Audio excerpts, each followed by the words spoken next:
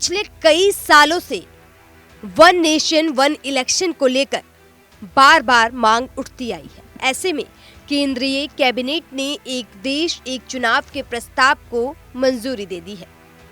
PTI के सूत्रों के हवालों से ये खबर सामने आई है कि अगले हफ्ते इस बिल को संसद में पेश किया जा सकता है। सरकार इस बिल पर आम सहमति बनाना चाहती है।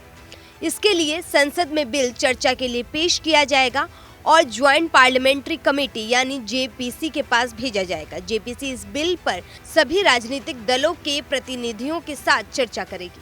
आपको बता दें, इससे पहले सितंबर में केंद्रीय कैबिनेट ने वन नेशन वन इलेक्शन के प्रस्ताव को मंजूरी दी थी। कैबिनेट मीटिंग के बाद केंद्रीय मंत्री अश्विनी वैष्णव ने कहा था, पहले फेज में विधानसभा और लोकसभा के चुनाव साथ होंगे। इसके बाद 100 दिन के भीतर दूसरे फेज में निकाय चुनाव कराए जाएंगे।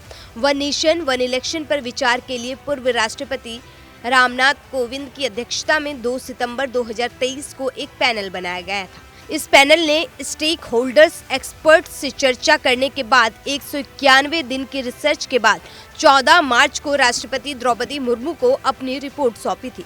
पूरे देश में एक साथ चुनाव करवाने के लिए और एक ही चुनाव करवाने के लिए किस तरीके के बदलाव किए जाएंगे, चलिए उस पर भी चर्चा कर लेते हैं।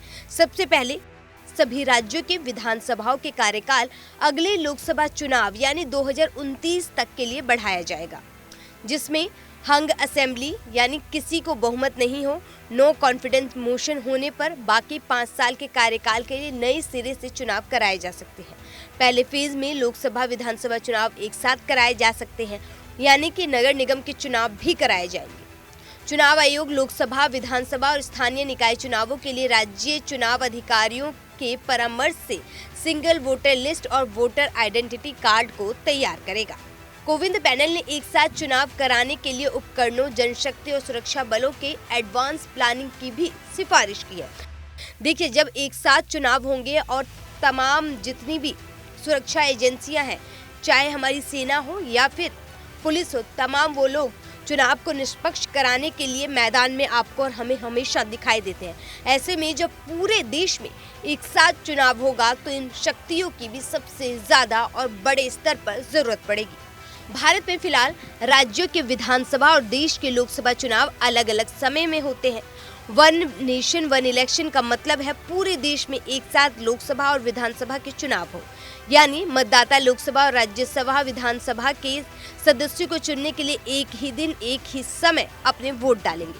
आपको बता दें कि आज़ादी के बाद से कई बार वन नेशन वन इलेक्शन को लेकर मांगे उठती रही हैं।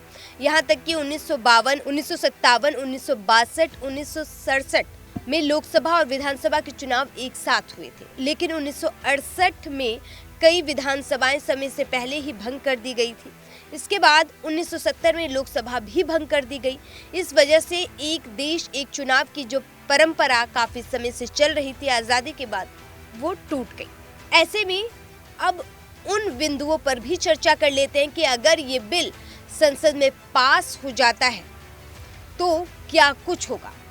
कमेटी की रिपोर्ट के मुताबिक एक देश एक चुनाव लागू करने के लिए कई राज्य विधानसभाओं का कार्यकाल घटेगा। जिन राज्यों में विधानसभा चुनाव 2023 के आखिरी में हुए हैं, उनका कार्यकाल बढ़ाया जा सकता है। विधि आयोग के प्रस्ताव पर सभी दल अगर सहमत हो जाते हैं तो 2029 से ही ये लागू होगा। इसके लिए दिसंबर 2026 तक 25 राज्यों में विधानसभा चुनाव कराने होंगे।